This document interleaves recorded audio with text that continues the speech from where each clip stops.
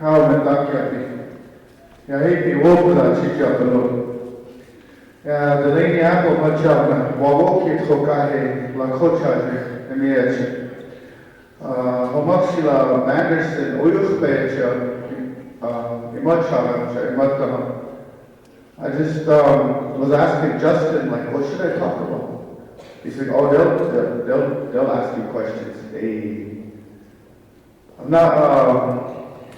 not Wishecha by any means, but still, it's like, I know there's a great need. I guess I'll just start by that. My experience, I don't own a horse. I didn't grow up around horses, but I know the power that the horses have, that they possess. I know the healing that they possess. And growing up in Rapid City, as an inner city area, it's kind of like our little own melting pot of all of our relatives coming from all the different reservations. You know, we relocate there for work, school, whatever the conveniences could be. So that's where I grew up when I was 8 years old. So I didn't get those opportunities to be exposed to our horse relatives growing up.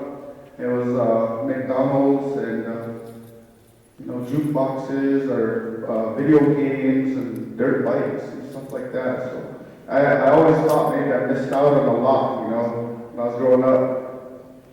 But growing up in Rapid City, it feels sometimes like we're displaced from our own selves, our own way of being, our own culture, our language. My grandmother, her name was Delaney Apple. She raised me, so we got to hear language. Some of us in my generation, we got to hear our language, but we're displaced by our ceremonies. And a lot of times, my generation and the generations that followed me, we forgot, or we forget who our wodaku is. We forget. We might know aunties and uncles and our cousins, but sometimes we forget. Like, if we go back another generation, great grandma, great grandpa, how are we related? How does that tree, family trees, come down and connect us to people in our community? And a lot of times I've noticed, like, I don't know if it's like that back home on the res, it might be a little bit, but in the city, it's like that. Like, we forget who our wotaku is, or we are never told, or, sometimes it just ends up that way. So if you go back some generations, you feel connected, you see how we're related to each other. And there was a point in Rapid City where our natives were hurting each other. And about 4 years ago, there was some tragic events that happened, that really opened my eyes. We got asked to sing for candlelight vigils. And then I did some research, and some of the relatives that were hurting each other were actually related. They were related, like to me it's close, but they didn't even know they were related. They were hurting each other, shooting each other, bullying each other, being mean to each other. So I reached out to the people that I know, the resources that I know back home, and one was like Percy Whitefield. And I told him, I was like, what was going on up here? And it's happening like across the reservations, across maybe the country. I wanted to bring our relatives together and light a fire and give us an opportunity to meet each other, to interact with each other in a safe space. So I talked to it about him with Lakshmi, and at one point he said, just do it, because he must have sensed that I start talking about all the reasons why I can't do it, why I can't have a fire, set up teepees, bring horses, have a camp in the center of the town, my community where I grew up. And he stopped me and said, no, Toshka, just do it. And that changed that right there, that was it. It's like, that's right, that's correct, that's how we do it. We just do it.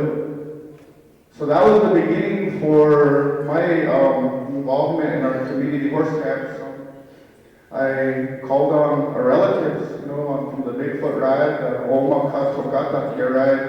And we have relatives, across the state, the country. So they all came, they came and supported, and we lit a fire, and a lot of the relatives showed up and came out, and when the horses showed up, you could feel that energy, that negative, that's like a dark cloud from all the meth, all the violence, all the drug use from that community. You could just feel it like lift, it just lifted up. And everybody was looking around at each other, like, hey, you're my relative. I could smell the cedar. We kept the cedar going in the community. We'd have young men walk around the community and keep that smell of the fire. We had a fire going for 4 days. We put up TVs. And for those 4 days, there was no police calls to the ABC apartments in Rapid City. And that was one thing that they made sure to tell me, that during those 4 days there wasn't one call. And there was homicides, just 3 homicides just before that. And after that, I don't know, I didn't follow up, but that was a positive, impact that had on our community up there. And just a little story too that really makes it worth it for me too. So before I did this, I went to the houses and I knocked on the doors of ABCs, Maple Woods, all of that area, and I asked them permission to go ahead and do that. Can I bring horses? Can I set light a fire? Do this camp here? And one of them was where the guns were coming from that caused the death of one of our relatives there. And I had to go into the house and where they were all sitting around and they had guns, and I was walking them and I said, can we do this here? Can you guys put your guns away for a while? Can you let us have a peaceful camp? That was some of the work that we have to do. If we want to get things done, if we want our people to be safe, we can't be scared to knock on doors. We put our lives in danger. But if we don't stand up, if we don't do something, we put our children in more danger. So that was the motivation that I had to go knock on those doors and do that. And on that third day, one of the relatives from the community who supplies guns and drugs came to the fire at 5 o'clock in the morning and cried. He said he stood there and cried. So I gave him some tobacco. I told him, put that tobacco on the fire. Talk to Fungasha, talk to the relatives, talk to yourself, gain yourself back. And so he did that. He started to talk around the fire, opening up, saying he's tired of this, tired of burying relatives, tired of seeing our relatives lost, and he's tired of himself carrying on that life. So for all of those 4 days, all the things that we experienced and saw, if it was just for that one moment, with that one exchange with my relative, it was all worth it. It was all worth it. So from there, I saw the power, that this ceremony has. Our fire, there's a lot of strength in our fire. There's a lot of energy when the fire is burning. And I like to do these camps in the wintertime because it's cold and our relatives will stay around the fire and then we get to meet each other, talk, visit. If we do a summer camp, it seems like everybody's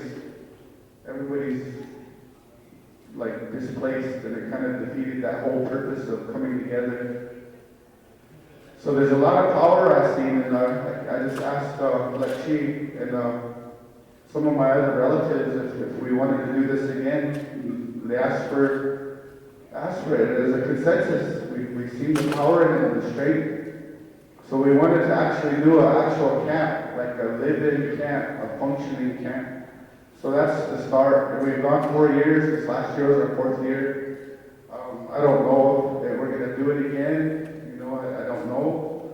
But I hope that other people do it. I hope other communities have seen it. I tried to like publicize it on social media and, just keep that energy with what we're doing in Rapid City. There's a lot of opportunity when we connect with the horses, we have the opportunity to heal ourselves mentally, emotionally, physically, spiritually.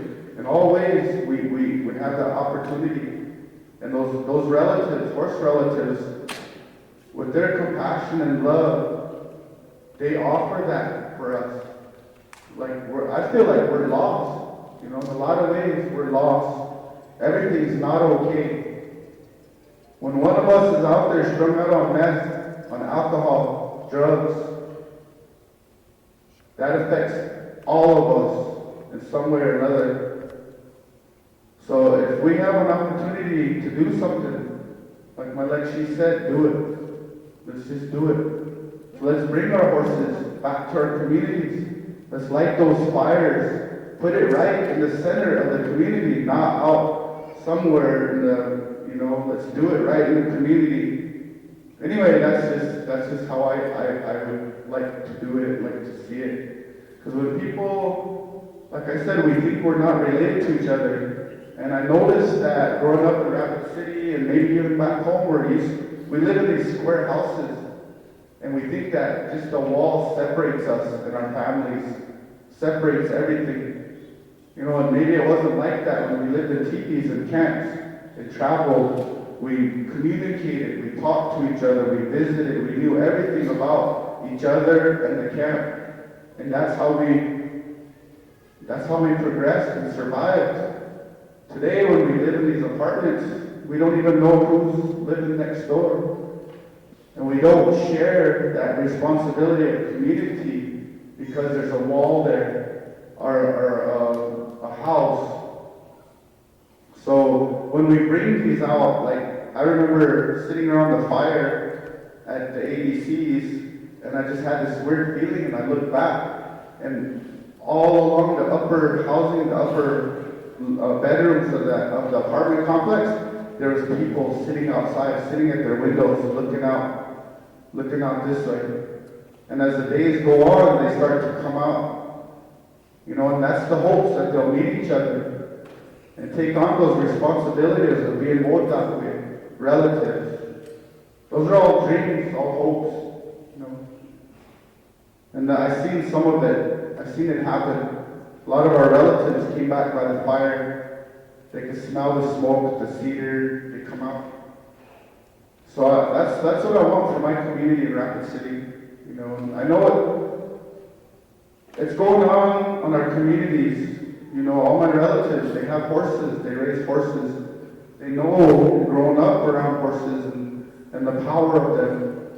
So I wanted that for our relatives in Rapid, because there's a lot of us up there. And sometimes we feel alone. We feel, like not thought of as much. But I don't want to see any more of us pass away or die to violence. And it's still happening today. There's still native on native violence in Rapid City. There's a lot of it. And a lot of us, as we get older, we have that compassion. We have that, that love. So we want to see something for our relatives. There's a lot of people doing a lot of good, and they're not getting the recognition, but they do it out of the kindness of their heart. Whether it's drug and alcohol abuse, counselors, mental health counselors, equine therapy, every little bit that our relatives do makes a big impact on our community. And I see it. I see a lot of relatives doing a lot of things. And it makes me happy, it makes me proud, makes me want to follow in those footsteps and be a part of the community and be a help to the community. So I don't know if we're going to continue our horse camp, but I really want to. I just don't know. The need is there. There's a great need for a horse to come in, because we can't do it by ourselves. We can't change by ourselves, seems like. We keep going to prison. We keep relapsing. We keep dying from cirrhosis. We keep hurting each other. If we could do it ourselves, we probably would have done it by now. So we need those outside help. We need our relatives, those spiritual beings to come in and push us in the right way, to give us that guidance, that wahongo kia, that woasni. All of those things are there for us. So I just thank you guys for giving me a few minutes to visit and talk, and thank you for inviting me. You know, I didn't think I was one that would be asked to come to a horse speaking event. Since last time I rode, I got bucked off. It was in front of Kmart, none of that little. They had to save me and come out and plug it. But I appreciate all of you guys for being here and sacrificing your days wherever you guys were going to be today. You're all meant to be here today. So thank you all.